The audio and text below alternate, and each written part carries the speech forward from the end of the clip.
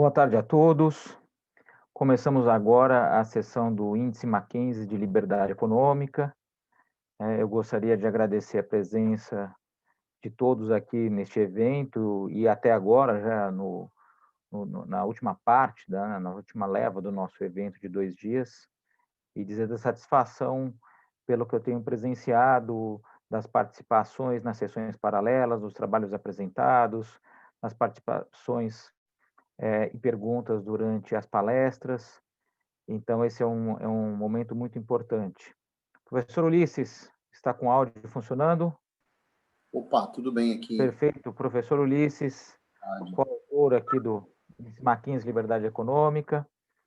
A gente vai fazer a nossa apresentação sem mais delongas, né? Eu agradeço à universidade por esse espaço, né? Ao nosso centro e as atividades desenvolvidas, a TV Mackenzie, que está transmitindo também as nossas apresentações aqui para o canal da TV Mackenzie no YouTube, né? E os demais participantes aqui do fórum, os meus colegas, e em particular eu queria agradecer a uma equipe que trabalhou por trás desse índice. Quer dizer, na frente estamos eu e professor Ulisses, mas tem o professor Julian Portillo, que tem coordenado os trabalhos de coleta e tabulação dos dados, junto com uma equipe, né, dos nossos estagiários. Eu queria destacar aí o Matheus Coço e Ambionde, em especial, o suporte, né, do centro, através do Alan, como nosso analista sênior lá no centro, e a Mariângela Ghiseline, que vem uma parceira nos últimos anos também para o desenvolvimento do índice. Então, assim, é um trabalho que nós dois estamos aqui expondo, mas tem mais gente por trás portanto, é um trabalho, é um esforço coletivo, né? Este ano, diferentemente dos outros, né, eu vou fazer uma apresentação, professor Ulisses, e aí eu vou pedir a sua ajuda para a gente, quando chegar no nosso índice de liberdade econômica, falar das variáveis fiscais e da construção. Mas eu queria antes situar o público, e eu sei que o público que está num encontro sobre liberdade econômica já conhece essa história, mas a gente está sendo transmitido para além desse nosso fórum, a gente está sendo transmitido na internet, e algumas ideias elas têm que ser repetidas de forma constante, a gente não pode esquecer isso que eu aprendi aqui, com os parceiros internacionais, inclusive com o diretor do Fraser Institute, que desenvolve o Índice de Liberdade Econômica Mundial, e foi a base da nossa inspiração para fazer o índice estadual. Ele falou que a gente tem que incansavelmente repetir algumas coisas, né? E uma das coisas que eu queria falar é sobre liberdade econômica e por que ela importa, e qual é o desempenho do Brasil nisso. Então, eu quero contextualizar para depois apresentar o índice estadual, né? Para dizer que, para não ficar com a impressão que ele caiu da cartola, né? A gente está desde 2017 divulgando, é um trabalho muito grande. A metodologia desse trabalho foi apresentada em congressos nacionais e internacionais, foi publicada no exterior, né? Então tem um artigo com autoria com a equipe aqui, portanto tem uma base consubstanciada, mas toda vez que a gente apresenta tem aquela cara meio estranha, né? Então é preciso a gente ter clareza sobre do que a gente está falando, como é que a gente está medindo, e também, né, nós vamos explicitar quais são as limitações e os avanços por onde nós estamos caminhando. O professor Ulisses liderou uma pesquisa financiada com os recursos do nosso Fundo Mackenzie de pesquisa, justamente no intuito de avançar e melhorar a nossa metodologia, que a gente vai fazendo paulatinamente ao longo dos anos. Feita essa introdução, eu vou compartilhar com vocês a nossa apresentação. E ela tem esse nome, que é bastante interessante. Evolução da liberdade econômica no Brasil, retomada a passos lentos. Então, a gente não pode descontextualizar o que está acontecendo na esfera dos estados, sem mencionar o que está acontecendo com o país.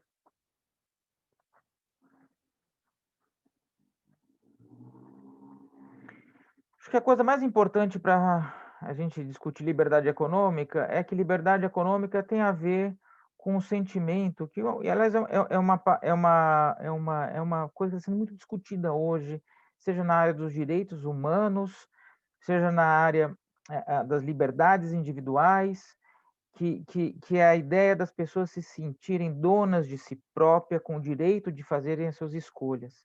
E do ponto de vista da liberdade econômica, a gente sabe que onde as pessoas são mais livres para buscar as suas próprias oportunidades, como diz o Fred McMahon, fazer suas próprias escolhas, as vidas são mais prósperas, elas são mais felizes, elas são mais saudáveis. Os indicadores socioeconômicos mostram isso. E liberdade econômica nada mais é do que a capacidade que um agente econômico, que pode ser uma pessoa física ou jurídica, tem de escolher o que fazer com a sua força de trabalho, o que fazer com o seu capital, com a sua propriedade, com o seu tempo, com a sua vida. A liberdade de empreender. Não só empreender no sentido de abrir um novo negócio, mas empreender na sua própria vida. Né? E fazendo isso sem que haja coerção de uma outra pessoa, de um outro agente, né? E sem que o Estado exerça uma coerção que não seja baseada nos princípios básicos legais de uma legislação que é reconhecida socialmente. Ou seja, tem uma ideia de Estado de direito. Eu estou fazendo o gancho, inclusive, com a fala do professor Guimarães, agora há pouco, no lançamento do livro sobre investimento estrangeiro e regulação, que ele chama muito a atenção sobre segurança jurídica, sobre o investidor, a preocupação não só sobre o retorno, mas a possibilidade de recuperar o capital. Ou ele está falando sobre liberdade econômica. E liberdade econômica passa pelos direitos fundamentais, os direitos básicos, para que o sujeito possa fazer a sua escolha. Então, a base, né, da liberdade econômica é a escolha individual, trocas voluntárias, ou seja, o livre comércio, liberdade para competir, ou seja, é o oposto de monopólios, de concessões e de proteções, porque só assim que de fato avança a inovação, avança os ganhos para o consumidor, né? E aí a proteção legal à pessoa, então proteção à vida e à propriedade, são essas bases da liberdade econômica, né? E, portanto, quando a gente discutiu aqui em algumas sessões, especialmente ontem, né, sobre corrupção, teve alguns trabalhos apresentados, questões como a gente estava discutindo agora, o lançamento do livro anterior, sobre segurança jurídica, e a questão se eu invisto num país, será que meu recurso não vai ser confiscado, captado? Será que eu vou conseguir recuperar, repatriar? Bom, tudo isso são formas de agressões ao direito de propriedade, agressões ao indivíduo, além da criminalidade em si, né? Isso afeta a liberdade econômica. O índice de liberdade econômica que a gente trabalha aqui no centro, porque somos parceiros, né? Nós fazemos parte, somos membros associados do Fraser Institute, é o índice de liberdade econômica mundial, o EFW, que é um índice que varia de 0 a 10, e ele é um índice que, né, que conversa com o índice da Heritage Foundation, que é popular, porque é em parceria com o Wall Street Journal. Né? No índice do Fraser Institute do Canadá, ele olha para 5 dimensões: tamanho do governo, ou seja, quanto pesa o governo na sociedade, na economia, a questão do sistema legal dos direitos de propriedade, o Estado de Direito, a credibilidade monetária, que é uma coisa que foi mencionada anteriormente, na palestra anterior, a liberdade para transacionar internacionalmente, nós estávamos falando justamente sobre isso, sobre IED, investimento estrangeiro faz parte disso, não são só as trocas comerciais, no sentido de mercadorias, mas é de serviços e de movimentação de capitais. E a regulamentação sobre os mercados de crédito, de trabalho e dos negócios, que infelizmente no Brasil é muito pesado. Né? Foram coisas discutidas aqui nesse fórum, das dificuldades existentes para se empreender, abrir uma empresa, tocar o seu negócio. Nós vamos falar hoje, na próxima, e é um ponto super importante. O que tem de legislação que pesa e é inútil, cria dificuldade, é muito grande. Então, na prática, por que importa a liberdade econômica? Vou passar alguns indicadores aqui de forma rápida. Liberdade econômica, países que são mais livres, que é a barrinha azul e verde, tá? E os menos livres são barrinhas vermelha e amarela. Os países mais livres, nos indicadores de produtos criativos e de produtos com intensidade de conhecimento e tecnologia, eles têm melhor desempenho. Ou seja, quem é mais livre tem condições de inovar mais. Essa é uma associação muito importante. A inovação está muito associada ao empreendedorismo, está muito associado, sim, à educação, à universidade, mas a um ambiente que permita que essas ideias, que os empreendedores floresçam e consigam introduzir isso no mercado. Não basta inventar, a invenção tem que ter viabilidade econômica, né? Então, a liberdade econômica está associada, né, com inovação. Liberdade econômica está associada com renda per capita maior. E aí estou usando como proxy de renda per capita o PIB per capita, né, em paridade do poder de compra, tá, de 2017. Então, países mais livres são países onde as pessoas são mais ricas. Isso é uma coisa importante. E não só mais ricas, mais produtivas. Uma coisa está associada à outra. E a diferença é brutal. É 6 vezes maior entre o grupo dos países menos livres para os países mais livres. Vlad, desculpa, lembrando que nós acabamos de publicar um trabalho relacionando inovação e liberdade econômica para um conjunto de países, além Aliás, do bom, Brasil. bem lembrado, o professor Chiquira está aqui, que é o editor da revista do Serviço Público na ENAP, né? É um artigo que foi aceito, portanto está no Prelo, né? Em que o professor Ulisses e eu exploramos essa relação sobre inovação e liberdade econômica, tentando explicar também por que tem alguns países que estão liderando a corrida aí na disputa, né, a corrida por uma vacina contra a Covid. Então, essas coisas têm implicações práticas, né, não são só do mundo da teoria, tem implicações para o mundo real. Expectativa de vida, liberdade econômica, quer dizer, a qualidade de vida, as condições de saúde de países mais livres, né, é melhor do que de países menos livres. Então, do ponto de vista de média, expectativa média de vida ao nascer, né, são quase 5 anos a mais de diferença. Mortalidade infantil é brutal a diferença, né? O número de mortos até uma determinada... Crianças que perdem a vida por cada 1.000 nascimentos, né? É muito alto nos países com baixa liberdade econômica, né? Índice 40,5, enquanto os mais livres, 6,67. Obviamente que o professor Ulisses vai me questionar, mas a associação não é causalidade. A gente não está falando que uma coisa causa a outra. Nós estamos falando que os dados evidenciam que existe uma correlação. E é essa correlação que a gente explora e busca estudar e entender. Não é gratuito, né? Países mais livres terem uma série de indicadores econômicos e sociais melhores, né? E uma coisa que é um mito, né? Países mais livres têm uma economia de mercado mais fluida, mais fácil empreender, então são mais desiguais. Não, não são, não. Né?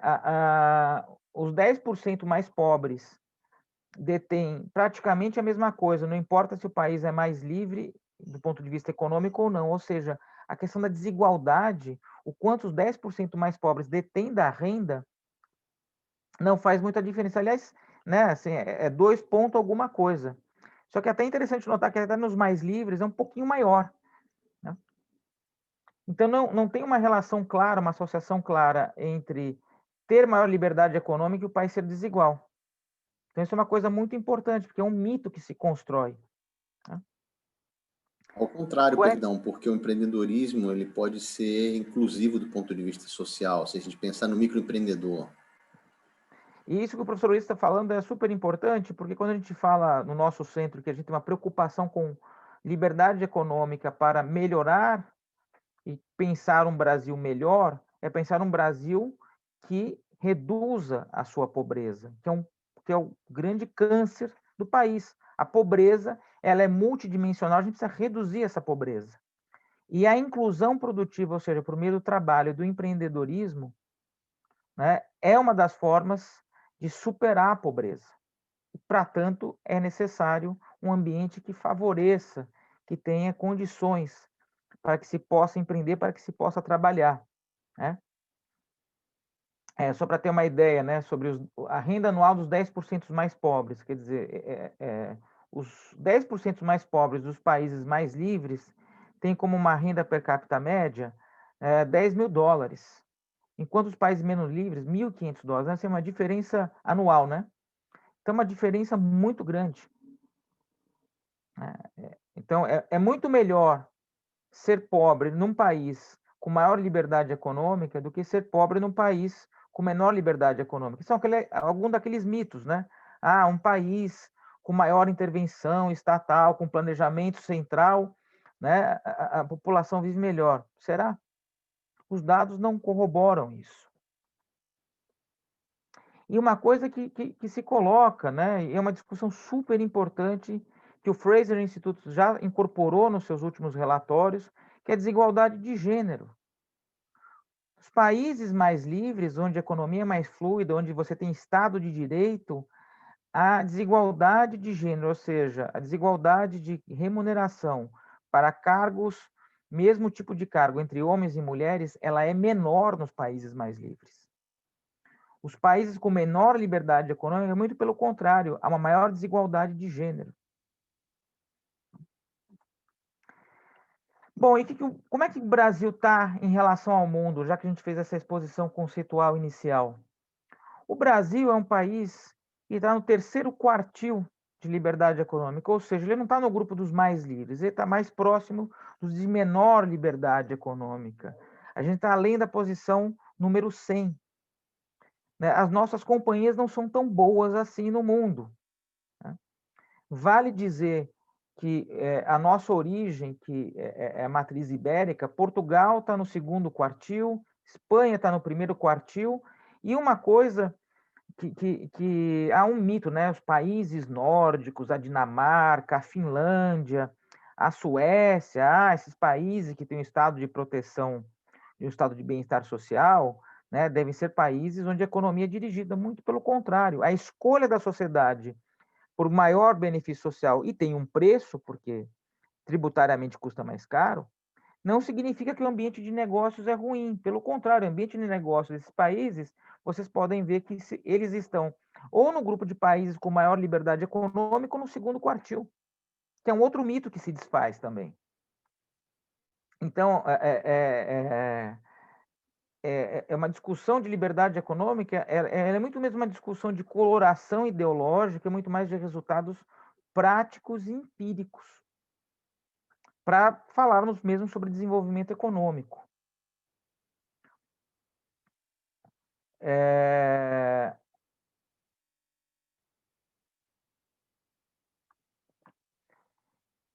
O que eu queria falar dos resultados de 2020, acho que tem um erro de digitação aqui no credibilidade monetária. Eu vou até fazer uma pequena correção, que eu vi que eu tive um erro de digitação, não quero que isso aqui fique em público errado aqui. Um momentinho só que eu já resolvo já já.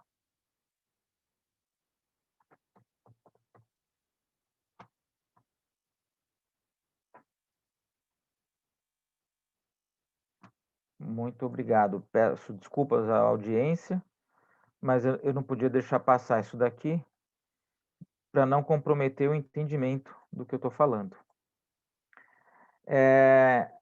De 0 a 10, se a gente pensar que o Brasil é um aluno, né?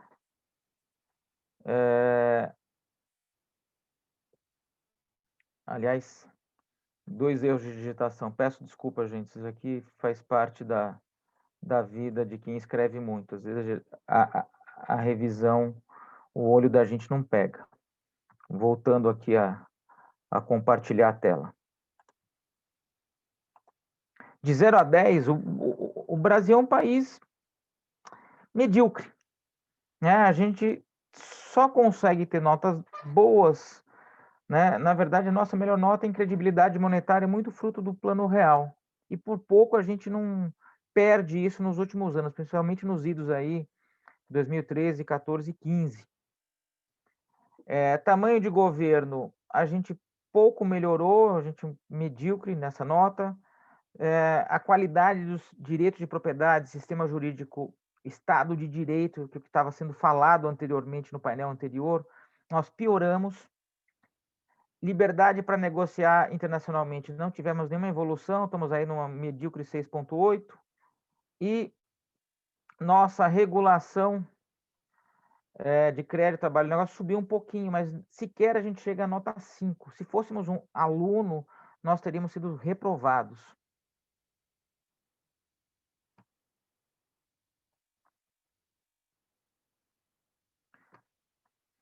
Então, a evolução da nossa nota, né, eu queria deixar para vocês, o Brasil, ele já teve melhor até começar o processo de um conjunto de intervenções para, digamos assim, recuperar a economia da marolinha de 2008, 2009, que no fundo não foi uma marolinha.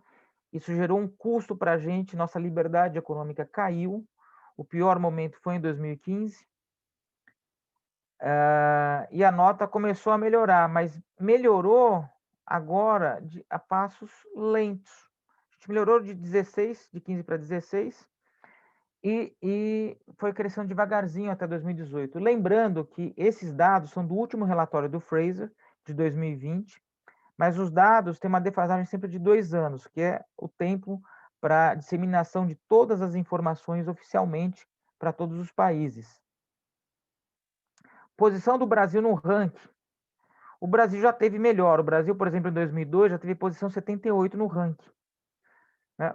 Agora a gente está na posição 105. A gente só melhorou uma posição de um ano para o outro.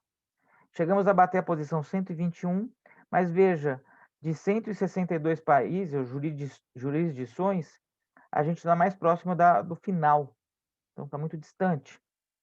Tamanho de governo. Já tivemos melhor antes de um conjunto de intervenções. A gente já teve nota 7. Pioramos.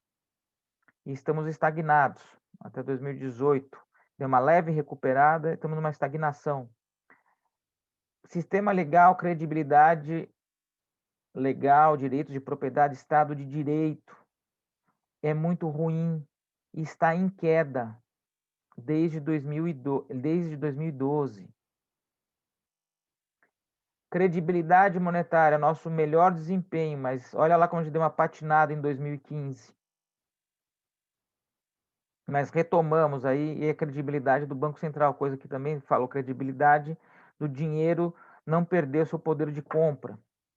Liberdade transacional internacionalmente, né? Já tivemos melhor lá nos idos de 2006 e agora estamos mais ou menos estagnados aí, oscilando próximo a 7, não conseguimos melhorar.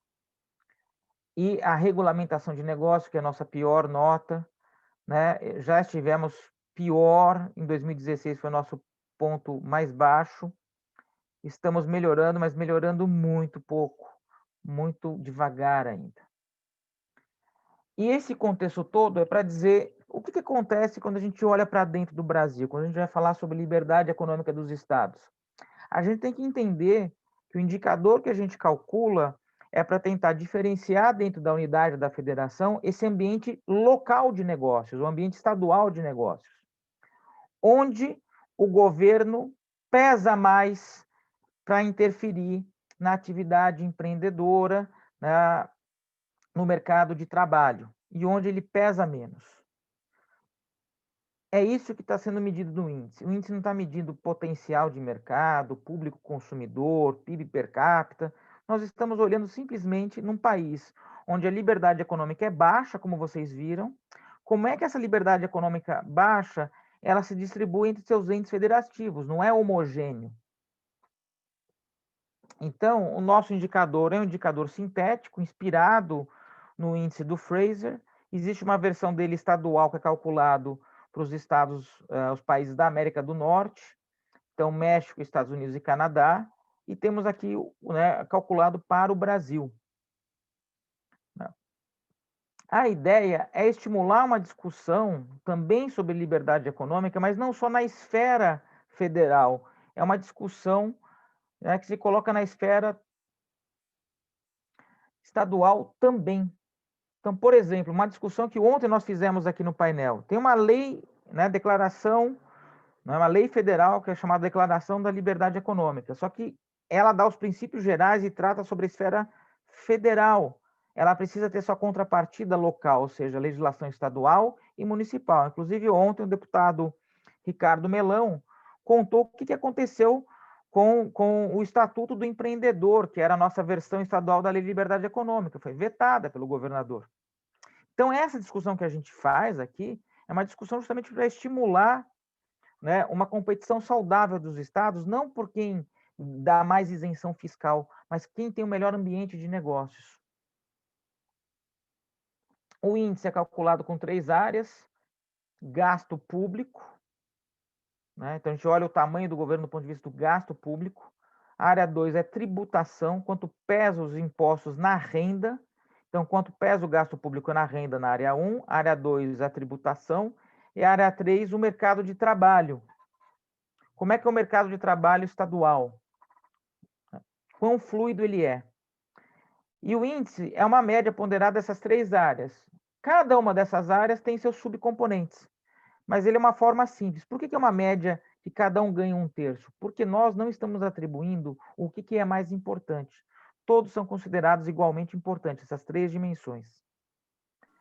Professor Ulisses, eu passo a palavra agora para que o senhor possa falar dessa área que é tão afeita aos seus estudos, que contribui muito no índice, que é a parte de gastos de tributação.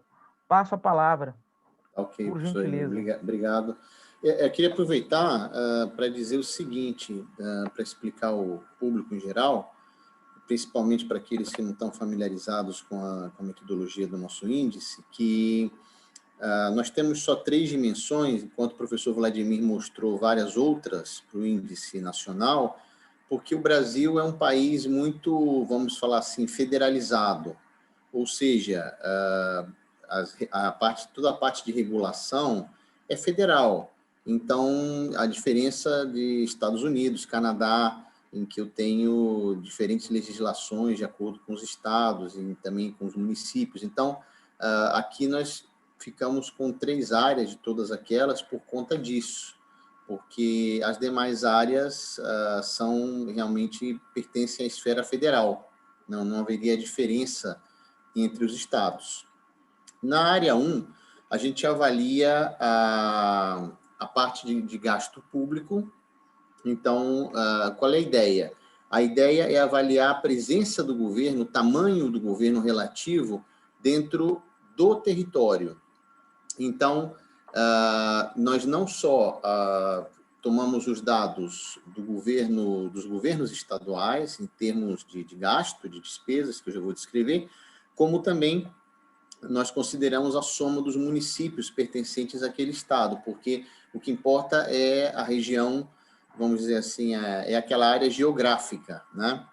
E isso é comparado em relação à renda do cidadão. Então, a gente quer ver a somatório da renda dos cidadãos, né? Nós queremos ver o tamanho do governo em relação à soma das rendas, de todas as rendas dos cidadãos. Então, a gente toma o consumo do governo, que é o custeio da máquina pública, as transferências e subsídios e as despesas previdenciárias e compensões. Então, essa soma, né, nós somamos, então, isso e dividimos por essa renda total das famílias naquele estado e na soma daqueles municípios. Então, é um trabalho bem longo, porque, como eu dizia, além dos dados dos governos estaduais, né, aí tem a sopa de letrinhas, nós tivemos que fazer uma adaptação, né?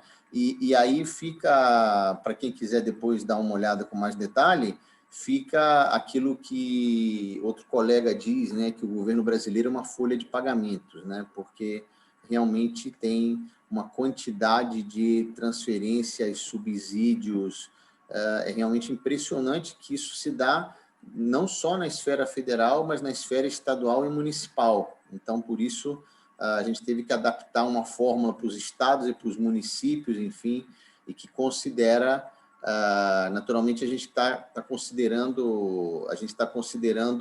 o que são as despesas correntes menos uma série de itens, porque justamente a gente está querendo enfatizar aquelas dimensões de gasto, seguindo a metodologia do Fraser.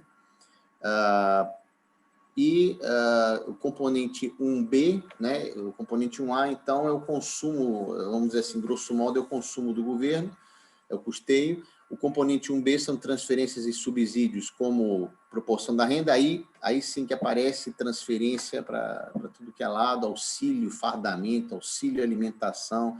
Então, assim, e o pior disso tudo é que a cada ano os dados são divulgados de uma maneira diferente. Então, às vezes, colunas aparecem, colunas desaparecem. Então, é quase que um trabalho artesanal e muito minucioso, aí, que, como o professor Vladimir falou, sem a ajuda do professor Julian e sem a ajuda dos nossos estagiários, a gente não teria conseguido completar a tempo.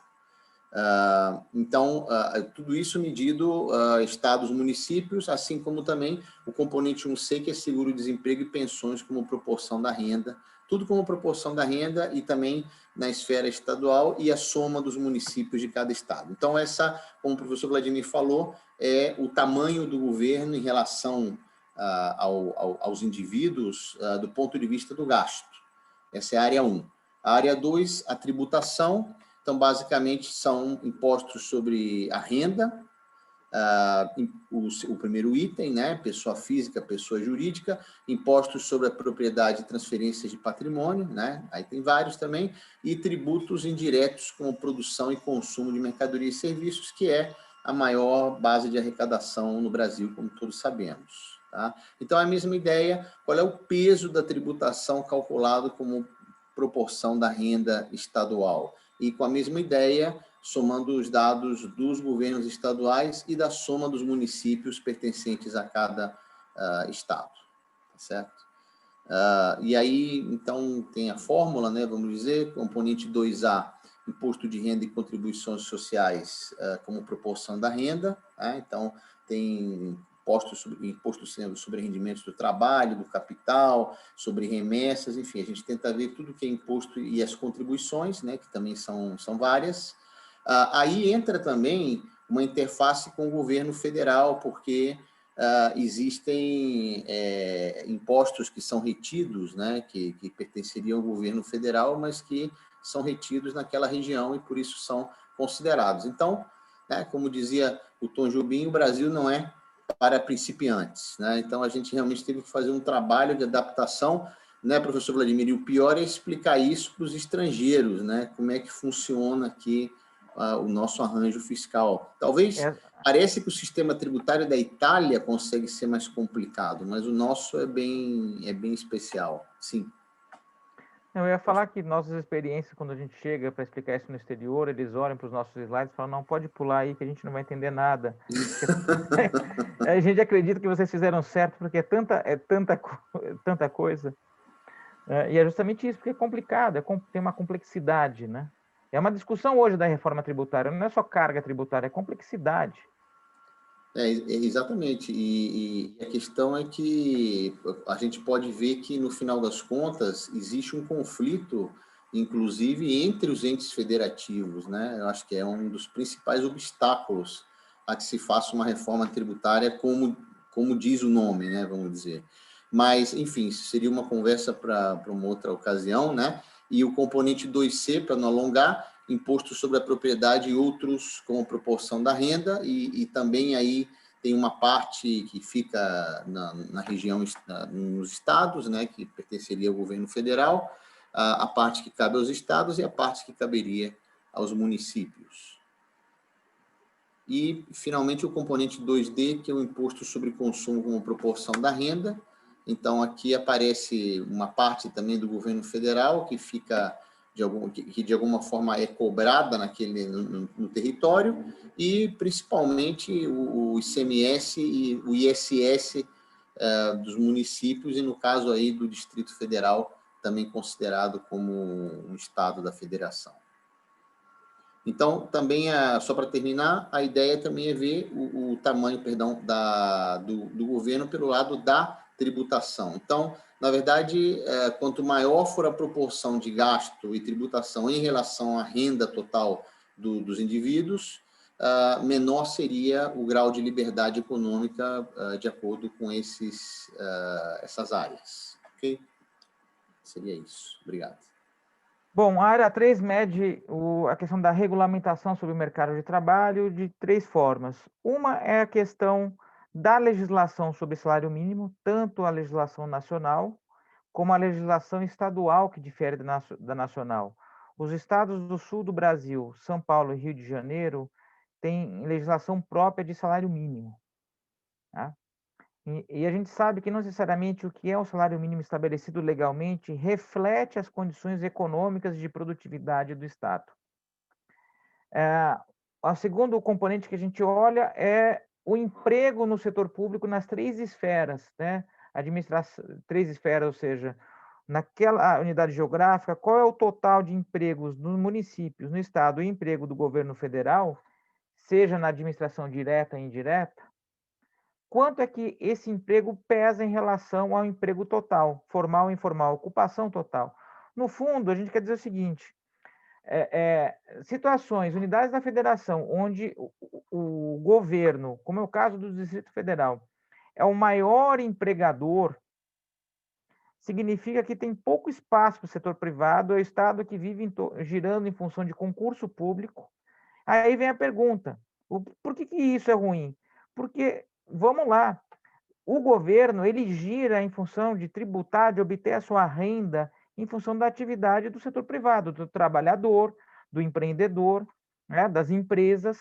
Se não tiver setor privado, se tiver muito setor público, de onde é que você vai tirar a renda? Então tem um descompasso e tem um ambiente que restringe possibilidades aí no mercado de trabalho. Quer dizer, você fica sem escolha, aquela história, o sujeito se qualifica num estado que a tua única opção é prestar concurso público como saída, porque tem um mercado privado pouco desenvolvido, né? A tendência do sujeito é ele migrar para outro estado em busca de um ambiente onde ele tenha um mercado de trabalho para ofertar esse trabalho. E a densidade sindical, que é a proporção do número de funcionários que são membros de sindicato em relação ao total da unidade da federação. Aí vai falar assim, pô, mas por que isso daí é considerado uma regulamentação? Porque tem uma coisa muito importante, a função do sindicato é proteger quem está empregado, não quem está fora do emprego. Então, você cria muitas barreiras e dificuldades para contratar ou para demitir, mas você tem uma série de pessoas que estão na informalidade, que estão fora, que estão necessitando de emprego. Tá? Tem uma discussão muito grande na teoria econômica, por exemplo, o professor Ulisses ensina na disciplina Macroeconomia 2 a teoria do incluído e do excluído, que é uma das teorias de mercado de trabalho da macroeconomia, que é justamente essa discussão. Né? Muito bem. Nós trabalhamos aí com informações dos dados da Secretaria do Trabalho, né? Secretaria que está vinculado ao Ministério da Economia, os diários oficiais, olhando legislação do salário mínimo, emprego do setor público e densidade sindical.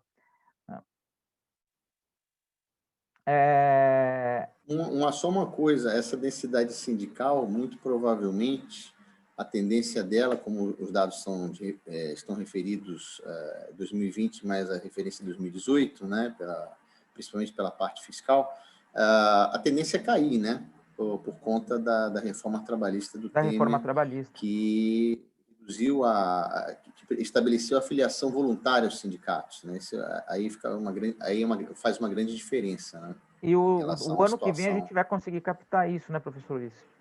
Exato. 2019, eu também ia falar uma coisa, rapidamente, que, sem querer fazer propaganda aqui, política, no caso, mas, assim, o governo Temer, ele foi, independentemente da popularidade do presidente Temer, do ex-presidente Temer, ele foi um governo muito acentuadamente reformista e fez realmente muitas reformas. Nós estivemos com o ex-ministro da Fazenda, inclusive em palestra no Mackenzie, e eu acho que muitas dessas reformas, como a trabalhista, ainda não fizeram um efeito, né, que provavelmente a gente vai ver aí no decorrer dos próximos anos. Como a Lei de Liberdade Econômica, que foi instituída no ano passado, ainda Sim. vai ter efeitos e vai ser captada nos próximos anos, né? Só depois dos dados de 2019. Então, olhamos, né, só falando rapidamente, o piso salarial estadual, eu queria dizer que é interessante, porque alguns estados têm um piso salarial, mas muito claramente a gente fica questionando qual é a razão disso. É para garantir, de fato, o bem-estar da população ou para criar privilégios? Vou dar um exemplo sobre o Rio de Janeiro. Aqui tem 7 faixas salariais, categorias de piso mínimo. A média do salário mínimo do Rio de Janeiro é o dobro do nacional. Só que se você olha a informalidade que existe no Rio de Janeiro e a quantidade de empregos ligados ao funcionalismo público, você começa a entender que aqueles pisos salariais são uma forma de proteção e, na verdade, uma garantia de salário para o funcionalismo público. O setor privado, na prática, ou corre do estado do Rio de Janeiro ou trabalha na informalidade. Então, esse é um ponto que a gente chama atenção aqui. Ou em alguns estados que o próprio salário mínimo nacional, ele se você ganhar 1 ano de salário mínimo nacional, é maior do que a renda per capita do estado. Ou seja, é incompatível, né, dadas as condições de produtividade. Aí só uma pequena parte consegue entrar nesse mercado formal, regulamentado, e a maioria, às vezes, fica na informalidade e na pobreza, portanto. O componente 2 do mercado de trabalho, a gente olha o emprego no setor público, administração direta e indireta, descontamos o emprego na defesa nacional, considerando que a ideia de defesa nacional, seguindo a metodologia do Fraser, é uma função típica de Estado que não tem como você substituir, né? E, por fim, né, a gente a renda estadual, a gente coletou com a renda divulgada da PNAD, né? A gente agrega a renda. Bom, vamos aos resultados. O índice de 2020, e isso é uma coisa muito importante para que os senhores entendam antes de fazerem um comentário mais duro. As unidades da federação que foram territórios que têm uma origem de nascimento muito diferente das demais unidades federativas, porque eram intervenções, áreas fronteiriças, intervenções militares de garantia de segurança do Brasil, a dinâmica dela é muito diferente dos estados que tiveram uma natureza orgânica. Então, muitas vezes, são estados pequenos, que têm um peso de setor público maior, mas também tem uma base de tributação menor, depende de muita transferência. Então, a própria questão tributária não pesa tanto na renda local. Então, a gente pode encontrar alguns estados que nós estranhamos. Isso não significa que estamos falando que, por exemplo, um empreendedor vai escolher Roraima em vez de São Paulo. Por quê? Porque tem outras variáveis que ele toma em consideração. Ele toma em consideração o mercado potencial consumidor, a questão de logística, a proximidade, tem várias variáveis. Mas o que a gente está dizendo é que, do ponto de vista de atrapalhar a atividade empreendedora, neste ano de 2020, Roraima se tornou bem colocado. Maranhão e Piauí, por acaso, estão na lanterna. Agora, os estados que estão em segundo e terceiro lugar, São Paulo e Espírito Santo. Espírito Santo, ele vem já nos nossos indicadores tendo uma performance regularmente muito boa. Inclusive, eu estarei daqui 2 dias lá no Fórum de Líderes, né, de Jovem Liderança, um fórum de democracia e liberdade, lá no Espírito Santo, compondo uma mesa com Tom Palmer, para falar sobre livre mercado, e justamente no estado onde se caracteriza por um ambiente de negócios que sistematicamente ele vem tendo desempenho muito positivo. Olha, por exemplo, o indicador é de 2020, mas o dado é de 2018. A gente sabe que Rio Grande do Sul e Minas Gerais são estados muito importantes, né? Tiveram uma performance inferior. Desculpa, uma parte, também lembrando, para adicionar o que você está falando, lembrando que a gente também está concentrado naquelas 3 áreas e pelo mesmo fato que a gente já mencionou, que o Brasil é muito federal, vamos dizer assim, e nós não temos, através dos indicadores tradicionais do Fraser, como captar, como você falava, outras diferenças que façam com que um Estado seja mais atraente ou não para a iniciativa privada. Mas a gente está com um projeto de fazer algumas modificações, não sei se você vai falar isso no final, no índice, para conseguir captar um pouco a visão dos empresários. Não sei se você vai mencionar isso no final. Sim, eu vou falar isso quando eu mostrar o mapa e daí a gente falar sobre para onde estamos avançando. Em termos da área 1, tamanho de governo, né, as melhores notas, as variações não são muito grandes, né, na base. As melhores notas ficaram aí com Roraima, Paraíba e Rondônia, né, e a gente sabe por que os estados que eram territórios têm um peso de tamanho de governo menor, dadas as características locais, tá? Tem um destaque importante para Paraíba e Rio Grande do Norte, tá? Rio de Janeiro é um estado que melhorou ao longo dos anos, isso é uma coisa importante, né? Lá embaixo a gente vai encontrar o Rio Grande do Sul e Paraná, que já foi um estado, né, onde o governo já teve um peso menor e ele veio piorando em alguns indicadores nos últimos anos, né? Isso próprios paranaenses no Rio Grande do Sul pelos próprios gaúchos, né, quando olham aqui os nossos dados, além de Minas Gerais, né?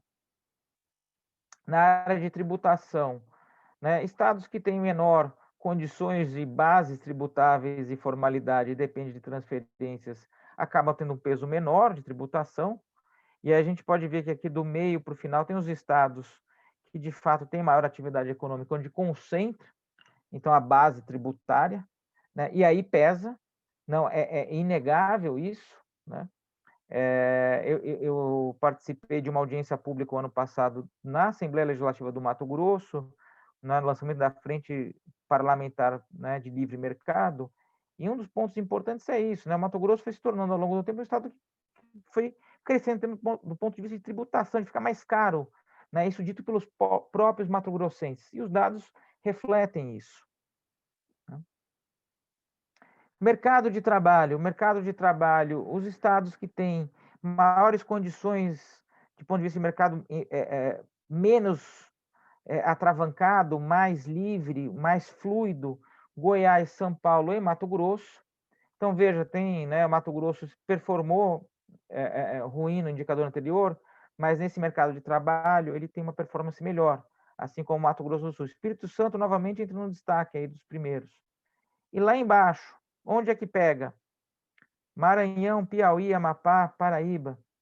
Mas esses três últimos, e Piauí e Maranhão, em destaque. Por quê? Porque o peso do setor público, do emprego público, é grande, a informalidade, né, no mercado de trabalho é elevada, né, são estados que têm uma dependência muito grande da atividade do setor público, e o mercado de trabalho vai acabar refletindo isso daí. De um ano para o outro, nosso indicador do ano passado para esse, quem conseguiu avançar mais, quem conseguiu avançar menos e quem retroagiu. Então, olha só, Roraima, né, de um ano para o outro, teve uma melhora muito grande. O Rio de Janeiro, que estava vindo ruim, né, fez um esforço. Aí estou falando de 18 em relação a 2017, né? Assim como os estados de Mato Grosso do Sul e Mato Grosso, São Paulo está numa zona intermediária, mas lá embaixo, Bahia, Amazonas, Amapá e Maranhão pioraram de um ano para o outro. Então, isso aqui é uma coisa importante para destacar. E o mapa hoje, né, o Índice Mackenzie Liberdade Econômica 2020, dados de 2018, essa é a cara do Brasil, ou seja, um país que tem baixa liberdade econômica, dentro das suas unidades federativas, como é que essa baixa liberdade econômica se distribui? Alguns, eu diria que são piores, os outros não são tão ruins. Eu não posso dizer que ninguém é um mega ambiente de negócio, porque o Brasil como um todo tem a posição 105. Qual é o esforço, e eu queria depois deixar até para o professor Ulisses, que liderou a pesquisa, terminar aqui a apresentação. O esforço nosso, que é um trabalho contínuo, não é só calcular o índice, mas paulatinamente buscar formas de melhorar, né, de trazer mais dimensões. e dimensões que muitas vezes dependem de análise qualitativa, de sondagem com os empreendedores e empresários. E aí eu passo a palavra para o professor Ulisses, para dizer onde, né, nós pretendemos avançar na parte de regulamentação, né, regulamentação sobre negócio. Professor Ulisses, por gentileza. Exatamente. Bom, como o professor Vladimir bem colocou, né, a gente está, a ideia seria, dada a estrutura, né, como já repetimos aqui, muito federal da economia brasileira, enfim, do arranjo institucional brasileiro, o que a gente quer fazer já conversamos com o pessoal do Fraser e outras instituições, né, e acharam uma ideia muito interessante, que a gente possa incluir a visão do empresário. Então, nós estamos trabalhando em fazer algum tipo de sondagem com os empresários, com uma amostra representativa de, uma vez por ano, mas uma amostra representativa de empresários de cada estado, para a gente conseguir incluir isso no índice de liberdade como um diferencial, justamente para poder, como é que eu poderia dizer, reduzir, de certa forma, não reduzir não é a palavra, mas calibrar, de certa forma, as condições da realização de negócios e da possibilidade do empreendedorismo da iniciativa privada em cada estado. Então, a gente está nesse estágio desenvolvendo esse indicador de sondagem. Inclusive, a gente quer fazer algo que seja muito rápido na internet, né? Nós queremos fazer uma sondagem à distância, né? Que é o que está se fazendo hoje na internet, né? E esse seria o próximo passo de aperfeiçoamento do índice. Professor Vladimir, aproveitando aqui, tem duas perguntas não sei se a gente responde agora ou depois. Sim, não, respondemos agora. São duas coisas muito interessantes que o William Pereira dos Reis, né, colocou aqui. Tem duas perguntas professor, e tem uma pergunta no chat também. Por favor, se você iniciar a resposta, eu complemento, e a gente já vai indo para o final do nosso evento, que tem que encerrar pontualmente às 18h45. Ok, nossos 4 últimos nos finais, né? Olha, William, vamos lá. A gente, o índice, no caso brasileiro, né? O nosso índice, o que a gente tem feito é verificar se, mas na verdade fizemos isso a nível país, não fizemos ainda a nível estadual. É até um projeto de pesquisa que a gente tem, essa parte de previsão. O que causa em termos de precedência temporal, ou seja, a liberdade que vem antes do crescimento é o crescimento que vem antes da liberdade econômica, né? Então, em termos, a nível nacional, os resultados de vários estudos aí, feitos ao longo de muito tempo por vários outros autores, não foram conclusivos com relação a quem nasceu primeiro, vamos dizer assim, o ovo ou a galinha. Isso tem a ver com o que você está falando de previsão. Nós temos um projeto aí de pesquisa para fazer um esforço de medir esse tipo de causalidade, que é uma causalidade pensando em previsão, em que será que o índice Mackenzie de liberdade econômica estadual pode ser um indicador antecedente, o movimento dele anual poderia ser utilizado para prever o PIB dos estados. Então a gente teria que fazer um chamado teste de causalidade de Granger. Nós ainda realmente não fizemos a elasticidade do índice em relação ao crescimento econômico. Tá? Isso nós não fizemos ainda, porque nós temos ainda poucas observações para fazer um estudo dessa envergadura, mas está dentro dos projetos aí fazer uma série de relações. Tá? Não sei se o professor Vladimir quer adicionar alguma coisa. Não, eu quero sim. O William coloca algumas questões que, além da liberdade econômica, questões de infraestrutura que poderiam, né, em mercado consumidor, que poderiam compor Eu acho que, na verdade, o índice de liberdade econômica que a gente calculou, ele pode ser somado a outros índices para criar uma coisa chamada atratividade estadual. Então, é um ambiente de negócios, a infraestrutura, questão logística, tamanho de mercado, consumidor, renda per capita. Então, ele é um índice que ajuda a compor, né? Podemos até pensar nisso, né? Usar o índice para criar um índice de atratividade dos estados. Exato, Né? exato. Então, Exato. Não que essas variáveis entrariam no índice de liberdade econômica, ele comporia com essas outras variáveis um índice agregado de atratividade. E eu acho muito interessante a questão você colocou a questão do índice Endeavor de cidades inteligentes, e a abertura de negócios como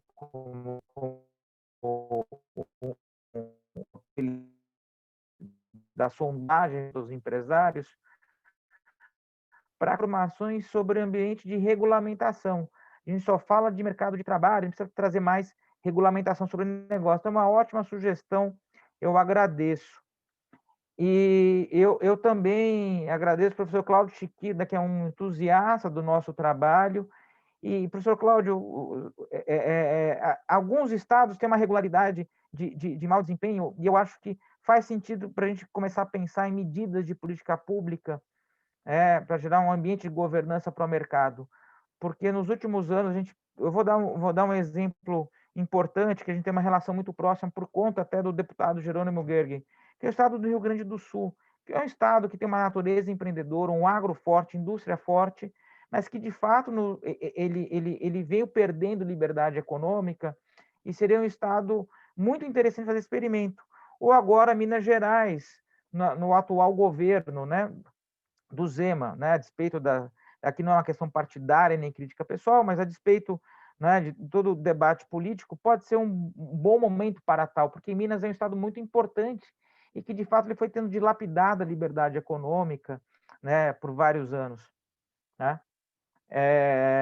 Então, eu deixo aqui, nós estamos agora, eu passei 1 minuto do prazo, a gente precisa abrir outra sessão, agradeço imensamente os comentários, as perguntas, as participações, professor Ulisses e toda a equipe envolvida, né, que eu agradeci no começo.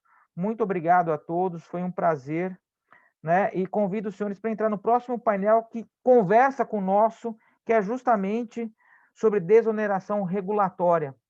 Como é que a gente pode tentar diminuir esse ambiente pesado, né, para o empreendedor no Brasil? O que tem sido feito pelo governo federal? Né? Essa questão que se relaciona à dimensão número 2 do Índice de Liberdade Econômica Mundial, que o Brasil, né, é a questão do Estado de Direito, de um lado, e a dimensão 5, que é a regulamentação. São duas coisas muito ruins no nosso desempenho. Muito obrigado a todos, boa noite. Professor Ulisses, quer fazer a sua despedida? Agradecer também a todos, a todas as perguntas, comentários, a toda a atenção, a toda a equipe e ao professor Vladimir por me permitir participar, ser o coautor do trabalho, e a Universidade Presbiteriana Mackenzie, ao Centro Mackenzie de Liberdade Econômica por promover esse esforço. Boa noite a todos. Obrigado.